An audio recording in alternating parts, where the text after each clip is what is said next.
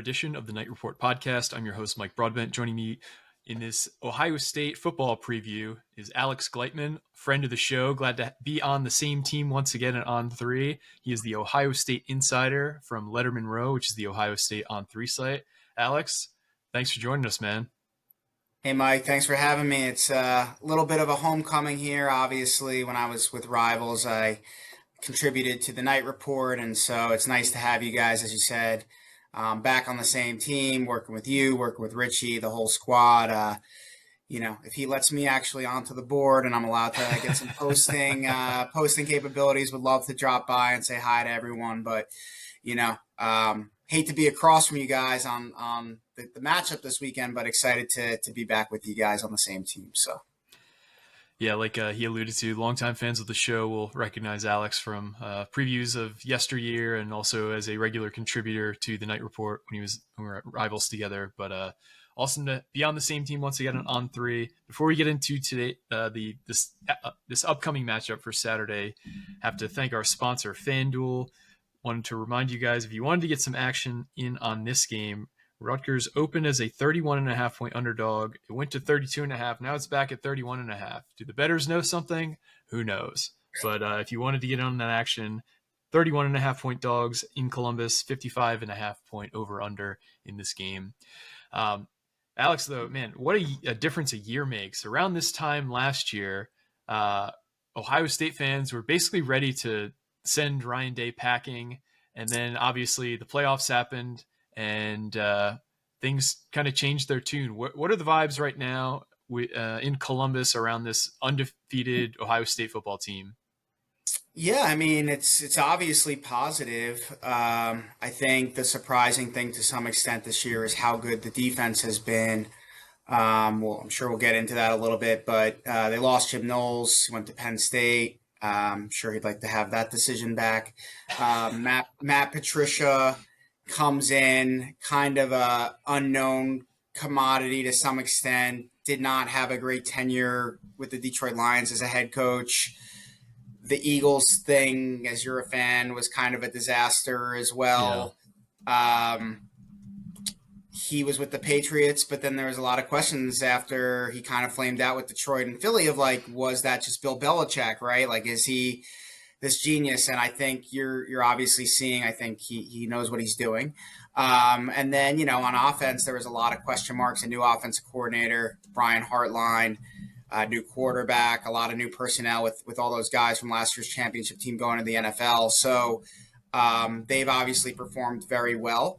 And so, yeah, I mean, look, it's we'll see what happens the rest of the way here. There's still a lot of football ahead of them. But right now at 10-0, with a, really good chance to make the college football playoff. And honestly, something that I wouldn't have even said before the season, like a very realistic chance to repeat as national champions. I mean, what more is there not to be excited about if you're an Ohio State fan right now? So. Yeah, I was listening to the Solid Verbal today, and they had a segment that was just Ohio State versus the field, and just discussing, how dominant you guys have been all year. And it's hard to argue. I mean, I think the most watched game of the year up until this point will be back-to-back games for you guys, be it the game and then the Big Ten championship, which looks like it's going to be undefeated Indiana versus undefeated Ohio State. So that's a lot of big games for you guys coming up. Maybe not this weekend, but how's your team look injury-wise right now heading into Saturday? I saw some kind of rumors or talk about maybe Jeremiah Smith and Carnell Tate might not be 100%. What are you hearing injury-wise? I mean, it's interesting. Carnell Tate got hurt in the Penn State game. He came out of that game. He warmed up but did not play against Purdue 2 weeks ago. He was listed as out last week against on UCLA. I think he's questionable at best for this game. I'm hearing it's calf tightness. Okay. That nothing to be concerned about. I think, depending on who you talk to, there might be some player dictation of, am I playing or not against certain teams? I fully expect him to suit up in Ann Arbor a week from Saturday. I don't know what he'll do this week against Rutgers. it'd probably be nice for him to get on the field and run some routes and make some plays, even if he plays for a half. And ideally Ohio State in their mind is up a decent margin at halftime and can take out some starters and avoid some injuries or targeting calls or things of that nature. But we'll see what happens. And then Jeremiah Smith was listed as questionable last week. Nothing we really saw coming. He played in the first half. He played pretty well. Made an amazing one-handed catch, but then kind of did not play the second half. They were up pretty big at halftime. Didn't play the second half and was seen limping around after the game. I'm not really sure exactly. Some people think it's his back. Some people think it's his knee. But I would say he's questionable at best. My hunch is he does not play in this game, which sucks for anyone watching it because to watch that guy play is something. But that's my hunch. I know there's obviously another bunch of dings and nicks at this point in the season for pretty much every team and every player, but those are kind of the two big ones that we have our eye on. So nobody else that is a starter or a star player that might miss the game on Saturday that you're aware of? No, they have Josh Padilla, who's been rotating in at right guard. I think he's a guy who they were kind of hoping took the position from Tegra Chabola, who's been up and down, inconsistent really for the last two seasons. He got hurt also in the Penn State game and hasn't played since. So not a starter, but a guy who's probably a starting caliber guy and who I think that they were hoping came back last week to be able to be starting in time for Michigan. Caleb Downs, I've heard, is banged up a little bit, but again, I don't think it's anything concerning, more just like late season. Like he didn't play the whole second half against UCLA. I think that was more precaution and they were up 27-0 or whatever it was. So I wouldn't be shocked if they try to do the same thing with him this week as well. But yeah, I mean, nothing alarming, knock on wood. For the, practice injuries do happen for the upcoming game this weekend. Awesome. So let's talk about this offense. Brian Hartline is in his first year as the offensive coordinator after being one of the most successful position coaches in all of college football, being the wide receiver coach there, basically since he retired from the NFL, put countless guys into the NFL, ton of first round picks. What's the general thoughts around his first year as an offensive coordinator? Yeah, I think it's been like above average to good. I mean, with the players he has, it's hard not to be good. Sure. I also think that to some extent, something holding him back has been um, Ohio State. I don't know, I guess call it a strategy this year. I think a learning they took from last year's really long season, the first ever 12-team playoff where they obviously fortunately had to go through the whole thing. One thing they took away, I think, was load management and maintenance on the amount of hits these guys were taking throughout the season. And so what they've done, actually, I don't know what the exact numbers are. I know as of a couple of weeks ago, Ohio State was 131st out of 132nd in pace of play. They're not running a lot of plays, and that's intentional. They are purposely playing slower, limiting their snaps. And the reason for that is that by season's end, they will have played somewhere between 1 and 2 less games when it comes to snap count versus every other team in the country. And that's saving all the hits and obviously all the energy you exert and things like that for the run for another national title. I think in 2 weeks in Ann Arbor, and then if they're fortunate enough to win that game, which I know you mentioned undefeated Ohio State versus undefeated Indiana, but they've lost 4 in a row in that rivalry game. So until they win one, I can't count that one as a W, especially on the road. But, if they're fortunate, I think in 2 weeks in Ann Arbor and then Indiana and then obviously playoffs moving forward, I think you're going to see them play at the pace that they feel is necessary to win the game, whether that's going tempo, whether that's mixing tempo versus slowing down the game, whether that's throwing more. Like they're not going to hold back anymore. They're in must-win mode. I think that there was a lot of games this year with their schedule that they knew that they were just going to be able to show up and win, and that's why while they've covered a lot of spreads, they haven't put up a ton of points this year, other than the Grambling State game, which I think anyone could have put up a ton of points in that game. I think those things, and I just explained that because I don't think Hartline is really, I don't think we've seen him be like a maestro with no handcuffs on him. I also don't know how much influence Ryan Day has had on the play calling over the headsets and things like that. So I would say, again, I think above average to good. They've had some red zone struggles, some short yardage struggles that I'd like to see kind of fixed. The run game has taken a while to get going and finally really took off against UCLA. And I know Rutgers' run defense has struggled this year. So I'd assume you're going to see a lot of ground game, especially if Smith and or Tate don't play this week. So I don't think you're really going to get to see it this week. But long story short is he's been solid, but we haven't really seen kind of his full capability, I don't think, as a play caller. Gotcha. I do want to take an off ramp here to the game a little bit because it's hard to believe that Ohio State hasn't beaten Michigan since before the pandemic, because in 2020 there was no game, and in the last 4 years, as you alluded to, Michigan has won. How badly does the average Ohio State fan want to finally put that losing streak to bed? Would you say that they'd rather go back to back or rather end the Michigan losing streak if you had to pick I was one? gonna say there's some people out there that like me, like as a two-time alumnus of that university, like I know what that game means and everything, but like having lost to them last year and then won the national championship, like I pick the national championship every time. Like to Yeah, me, that's the ultimate goal, right? Like why do you play each season? It's to win the national championship. sure. And look, Nick Saban won championships when he lost to Auburn, and like that people argue that's like the best rivalry in college football or whatever. If it's not one, it's like probably two or three, right? Like yes, it stinks to lose to your rival, especially with the level of success when you look at the last 25 years that Ohio State's had in that rivalry. Yep. Um, but at the end of the day, the goal is to win the national championship. So I think, my answer is win the national championship. I think there's a lot of fans out there that would say, like, you know what, we won it last year playing with house money. Like, I'd rather beat Michigan. How about you do both? Yeah, Because I think that's possible. yeah. I think the question actually is like that a lot of fans or my friends have been talking about is like, would you rather like they're all saying like we would beat Michigan and lose to Indiana in a heartbeat. Like that's a no brainer, I think, for people. If you had to only win one of those games, they haven't won a Big Ten championship since 2020 either, which for them is a long drought, obviously. But I think that's a no brainer. But national championship, I still think. But like, yeah, that game's.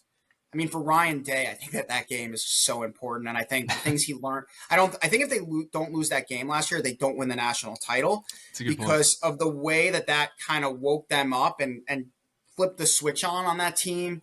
And I think it made Day realize how he needs to coach games. And ever since then, he's you could talk to anyone in that building. I mean, he's just had a different mentality. So I don't think you're going to see, if they lose this year, it's not because Ryan Day is going to play not to lose. I think it's just because they don't execute. But we'll see, I guess. Gotcha. Yeah, appreciate you going off the tangent there. Let's talk about this. It's a passionate topic for Ohio State people. I can only imagine after you guys have basically just been the big brother for 15 years. I think they had like one win in the They previous won in 15 years. 2011 when Luke Yeah. Fickell was the interim coach, and that was it until 21. Ironically, when Connor Stallion started, but no one's a win's a win. Yeah, it's funny watching. The I think I NCAA saw. kept those wins intact. Yeah, I somehow. saw some like. I know he's coaching in high school and he's like a defensive coordinator. I saw like his first game. They lost some Yeah, like incredible 70 to margin. nothing or something. Yeah, which is hilarious in its own right. But Yeah. let's talk about this quarterback you guys got. Transfer Julian Sayin. He came in from Alabama. He was in a hotly contested quarterback battle ahead of the season. Ends up winning it. Comes along a bit slowly, but he's really blossomed into one of the best quarterbacks in the nation. Second right now, according to FanDuel, in Heisman odds at plus 200. Talk about what you've seen from Julian Sayin this year and what makes him such a dynamic quarterback in this offense. Yeah, I mean, look, just the poise, the pocket presence, the accuracy, the natural arm talent. I think he's gotten better and more confident as the season's gone on. They kind of unleashed him a little bit more. Yeah, I mean, I think he's just, while he looks 14 years old, he's wise beyond his years. He's a really smart decision maker. He learns. I think the thing is, like, he makes a mistake, like, it doesn't happen again. Like, he just learns from it, and the release is so quick. I know this sounds crazy to say, and I was actually talking to someone on the Rutgers staff this week about it. I said at the same point in their careers, I think he's better than any Ohio State quarterback I've seen. C.J. Stroud, Justin Fields, Dwayne Haskins, like whoever, throw it out there. Troy Smith, and so on and so forth. And the Rutgers coach was like, or staffer, I should say, was like, I agree with you 1,000%. Wow. Like, that's not a crazy thing to say. So look, that's a lot to put on a kid, but I think he shouldered the responsibility really well. I think Ohio State staff has done a really good job of like slowly bringing him along before they kind of like threw him as like the guy. They kind of protected him in the first half of the year while he got his feet under him. But yeah, I mean, look, I he's going to have a really good chance to win the Heisman Trophy, um, as you said. So I can't say enough good things about the kid. If there was kind of one weakness that I've been able to read about this Ohio State team, it's the run game. Not that I think it'll be a weakness against Rutgers, but in terms of like a CFP run, uh, the running game has gotten a lot of, I guess, if you have to like point out one thing, it's been the thing that people have said is a little bit weaker than the rest of the team. Talk about the run game, and do you think it is a legitimate weakness that you guys have? Yeah, I think like look, if you're pointing to like one thing on the offense, like yes, that's the weakness. It's gotten progressively better. Like any new, like they had a new center, they have a new left tackle, like they have last year's left tackle, left guard, center, um, right guard, and right. I think maybe no, then right tackle. Sorry, 4 out of the 5 guys who started for most of the year for them on the offensive line are gone. So Oh when you have wow. a new offensive line, it takes some time to gel, right? Personnel wise, I think they need to figure that out for a little bit. Bo Jackson, a true freshman, has emerged as the guy that took half the season to figure out. Isaiah West, another freshman, has emerged kind of as James Peoples, who was supposed to be the guy, has finally started coming on. CJ Donaldson, a transfer from West Virginia, has been solid, but it took them a while to find what his role is. So personnel, figuring that out, the offensive line gelling, figuring out what plays to call that your personnel run best. Like I think all that's figured out. Not to mention they've been basically running into stack boxes all year long because pace of play they've been kind of a little obvious. I think on when they're running the ball and in early downs and stuff like that too. So long story short is it's taken a while. It's definitely the weak point of the offense if you're going to point to one thing, but I think it's gotten progressively better. And to your point, it should be pretty good this week. Again, 2 weeks in Ann Arbor, like how are they going to perform then? So I think Sure. that's a big test. Let's transition over to the defense. You referenced Matt Patricia's taken over this unit after Jim Knowles left for Penn State. What's the main difference between a Jim Knowles defense and a Matt Patricia defense from what you've seen through 10 games with Matt Patricia? Well, I'll say I think the biggest thing I notice is Matt is able to adjust in game a lot quicker than Jim was, and that's I'm not look.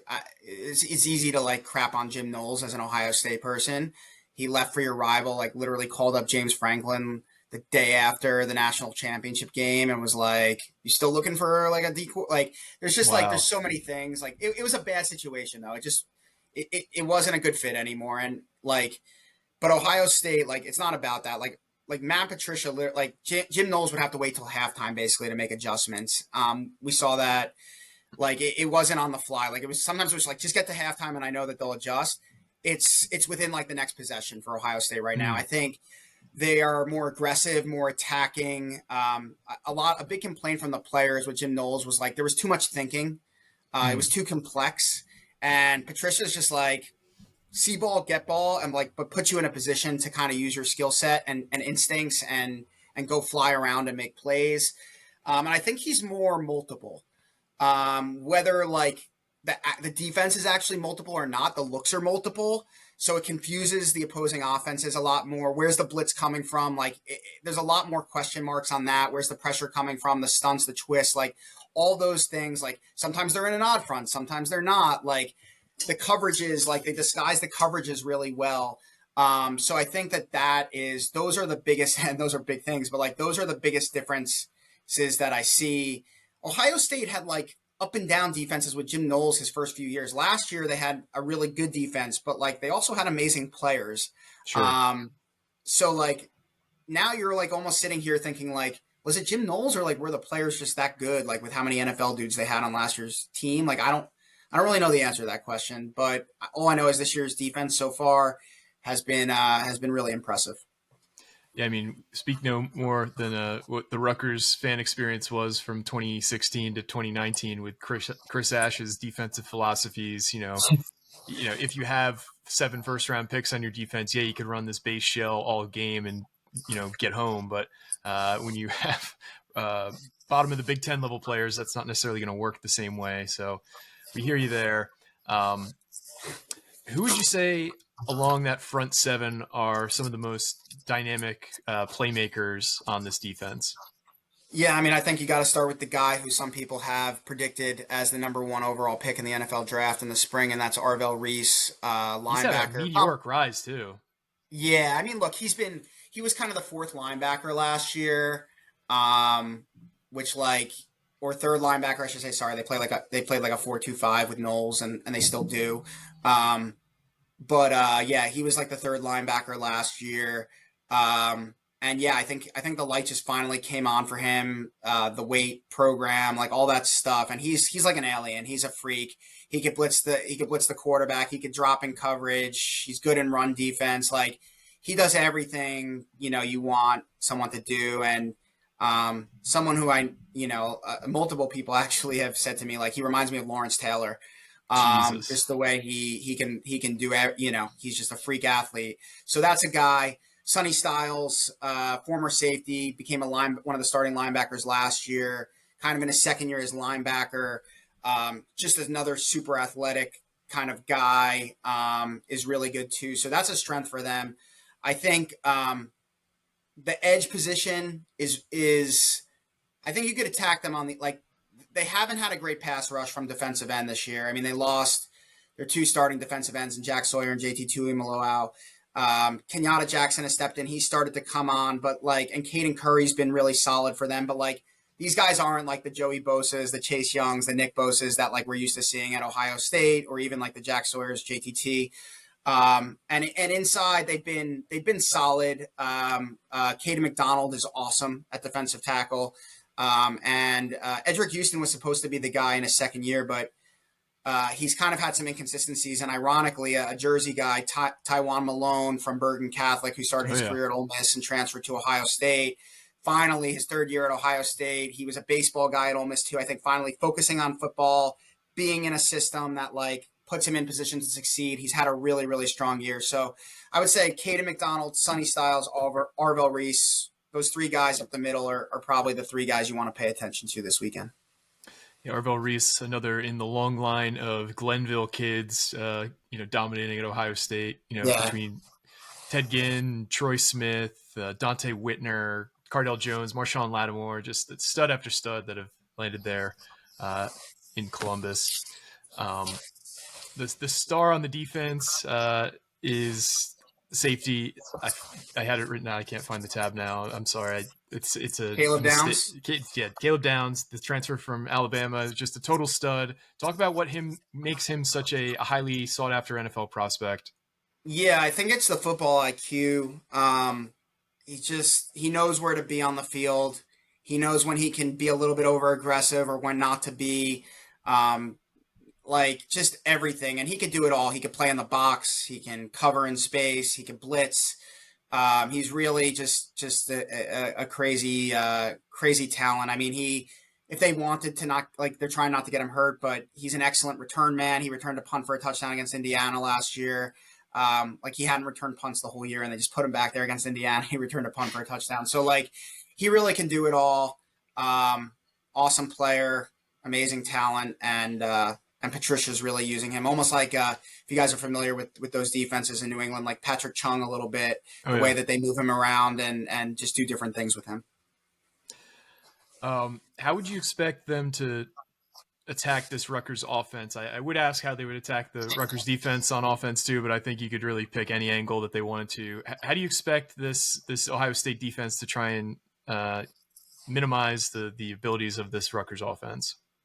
Yeah, I mean, look, I think, and this is so cliche, but you got to stop the run. Um, Rutgers is strong at running back, and they can run the ball. Anytime you can make a team one dimensional, that helps. I think they got to figure out a solution for those two receivers. KJ and Ian Strong are, I covered them as recruits for you guys. Yeah. They were great players then, and I'm very impressed with like what they've become. I think they're going to give Ohio State a little bit of a problem. Ohio State, the seam seems to be an area where teams have found that they can, between the linebackers and the safeties, they've been in the middle of the field. They've been able to have some big hitters, and by big hitters, like no one's really gone for like a crazy explosive, but like 15, 20-yard gains. And Ohio State's aware of that, and they're trying to fix that. But like that's an area where I can see Rutgers having some success. So I mean, you can't let those guys get down. They're both big guys and strong guys, and they can draw flags pretty easily. I think you got to try to keep everything in front of you, stop the run, and get after the quarterback. When you give him time, he can pick you apart. He can move. So they've had a lot of success containing mobile quarterbacks, and but I think that they got to find a way to get pressure on them. And I think Arvell Reese, like you look at, he played Washington with Demon Williams and Arch Manning on Texas, and some of these other teams that have had guys who can move around. And Arvell Reese has basically spied them. And when he has his opportunity, just like a missile going after, like I think that that's what you're going to see on Saturday. But I do think I. I mean, we'll get there, but like I think Rutgers can make this game interesting, at least for the first half. Honestly, on Saturday, I just have that feeling, and I think the offense can make some plays, especially with them having a bye and a little time to prepare. I know Kirk and Greg will probably have some things up their sleeve, like they did last time they played Ohio State with like the fake tush push and stuff like that. So Oh yeah. I think they got to watch out for those trick plays too. Let's talk about the special teams now. What's the kicking, punting, return game like for the Ohio State Buckeyes? Yeah, the punting game sucks. It's okay. They have this guy Joe McGuire from Australia. He coming into last year was like supposed to be the third string and somehow won the job, which tells you that the first two guys were not what they thought that they were going to be. And he punted the whole year, and they won a national championship with him. So it shows me that they can do that. He's inconsistent. Like it wouldn't shock me if his first punt on Saturday is a 30-yard shanker. He's not the hang time, the consistent depth inside the 20, all that stuff. Like it's just not there. So that's an area where like they're not great. The coverage teams are good. They're always good, but they're good. The kicking game is solid. Jaden Fielding is a veteran. He was their kicker last year. He tends to make 40 inside 40. He's really good. Out of 40, this year he's been pretty solid. I think he hit 2 last week outside of 40. But over his career, over the last few years, he's been not great, especially in those pressure situations. So again, I'm not sure how much that's going to come into play this weekend, but in Ann Arbor in a couple weeks, that could be a very big part of that game. So that's a return game. They returned a kickoff for a touchdown last week, 100 yards, Lorenzo Styles. They don't really, in college football, I feel like these days, because they don't penalize you too much for the touchback, like you don't really get the opportunity to return too many. Yeah. Punt returns, Brandon Innes has been generally solid back there. As a fan, sometimes I'm like, WTF moments, like, why are you trying to pick up this bouncing ball and things like that? Sure. So I'm just waiting for that to come back to bite them at some point. I'm sure it will be in Ann Arbor in 2 weeks. But yeah, I mean, they're okay. They're not amazing, but they're not, they're solid. Gotcha. I think that kind of covers all of our bases here. Let's get into some predictions. You're our guest. I'll let you give yours first. Like I said, our sponsor FanDuel has Ohio State as a 31.5-point favorite, 55.5-point over under. So they're thinking roughly 44-12 is the implied prediction from the betting market. How do you think this game will get played, and what's your score prediction? I kind of alluded to it earlier. I don't have a formal prediction yet, so I'll go off the cuff here because I need to think about it and look into some things a little bit more. But I think the first half is going to be closer than Ohio State fans want it to be. I think in their ideal world, they go up like 28-35 nothing, bench the starters in the second half, and go into Michigan ready, healthy and ready to roll. I don't think it's going to be like that. I think Rutgers is going to give them hell for the first half. I think with an extra week to prepare and the stuff Greg's going to throw at them and just potentially Smith and Tate. Not like I just think that there's like a lot that is going to be really annoying for Ohio State fans to watch in that first half. I could see maybe some sort of like 14-7 game or 14-10 game in the 17-10 game in the first half. But I think in the second half, Ohio State probably pulls away. I don't know. Maybe they win something like, yeah, I mean, 35, 38-14, something in that range. I tend to not think, I mean, I guess it depends how much success the Rutgers offense has, but I tend to not think that, like, I don't think that they're going to cover the spread. That's my early kind of call on it. More just because I think they're going to try to get a lead and then just run out the clock and get out of there and get ready for Michigan. That's my take on this one. Yeah, you've kind of taken a lot of what I thought, so I guess that's a good thing that we're in sync there. Where I think that Ohio State has so much to play for in the next coming weeks that I think if they could take like a 14-point win and just like chalk it up and like move on, they'd probably take it the same way. I think I've said this before, but I think if you give Shiano truth serum, he takes a 17-point loss if he didn't have to play this game, he didn't have to go to Ann Arbor, and we could just save it all for Penn State. People have argued against that. I don't know. I would rather not have to play this game, given that they're off a bye. But also, Shiano's typically done pretty well off byes. So I will go. I think Ohio State, like Rutgers, has played teams well in the first half all year, but they've had leads or they've had games slip away from them in the second half. Ohio State's just too talented. I don't think Rutgers is going to come close to winning this game, but I do think 31.5 is a lot of points to cover given the circumstances.